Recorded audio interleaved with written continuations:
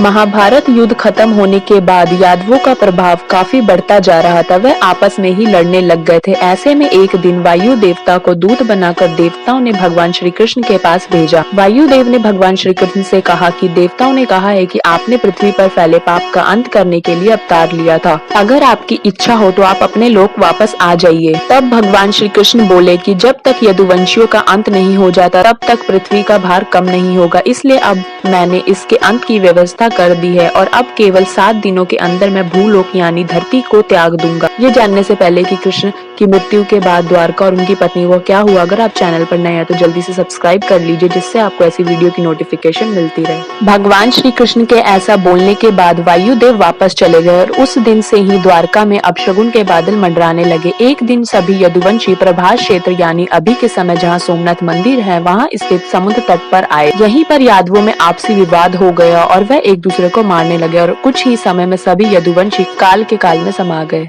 इस स्थिति को देखकर बलराम जी सागर तट पर बैठ गए। भगवान श्री कृष्ण और उनके सारथी दारुक ने देखा कि बलराम जी के मुख से एक विशाल नाग बाहर निकल रहा है और समुद्र उस नाग की स्तुति कर रहा है। तभी कुछ ही समय में वह नाग सागर में समा गया। इस तरह बलराम जो शेषनाग के अवतार है वह भी अपना शरीर त्याग कर क्षीर सागर में चले गए। सोमनाथ मंदिर से कुछ दूरी पर जहाँ बलराम जी ने देह त्याग किया था वहाँ आज भी बलराम जी का मंदिर बना हुआ है। बलराम जी के देह त्याग करने के बाद भगवान श्री कृष्ण ने अपने सारथी से कहा कि अब मेरे भी जाने का समय हो गया है, इसलिए मैं योग में लीन होने जा रहा हूँ। द्वारका में जो लोग बच गए हैं तुम जाकर उन सभी को बोल दो कि अर्जुन के आने के बाद वह द्वारका को छोड़कर उनके साथ चले जाएं, क्योंकि अर्जुन के द्वारिका से जाने के बाद मैंने जो समुद्र से भूमि द्वारिका नगरी बसाने के लिए ली थी वो भी समुद्र में डूब जाएगी। उस समय सिर्फ मेरा भवन ही बच जाएगा। इसके बाद भगवान श्री कृष्ण योग में लीन हो गए और जरा नाम का एक शिकारी ने जब भगवान श्री कृष्ण के पैर को मृग समझकर बाण चला दिया। इस बाण के लगते ही भगवान श्री कृष्ण बेहोश हो गए। जरा ने जब श्री कृष्ण को देखा तो काफी घबरा गया। तब भगवान श्री कृष्ण ने जरा को समझाया कि यह तो मेरे द्वारा ही रचा गया था, मैंने खुद ही अपने देह त्याग के लिए इस विधि को चुना था, क्योंकि तुम्हारे पूर्व जन्म का उद्धार मुझ पर है। जरा पूर्व जन्म में बाली था जिसका वध भगवान राम ने किया था। जब अर्जुन द्वारका आए और सारा हाल तो उन्होंने यदुवंशियों के शव पहचान कर उनका अंतिम संस्कार किया। श्री कृष्ण के जाने के बाद रुक्मणी और जामवती ने भी अपना देह त्याग दिया। बलराम जी की पत्नी रेवती ने भी देह त्याग कर दिया था। इसके बाद उदास मन से अर्जुन द्वारिका से सभी बचे हुए लोगों को अपने साथ लेकर लौटने लगे और अर्जुन के द्वारिका से जाते ही समुद्र ने द्वारिका नगरी को डुबो दिया। इसके साथ ही कलयुग भी धरती पर आ पहुंचा।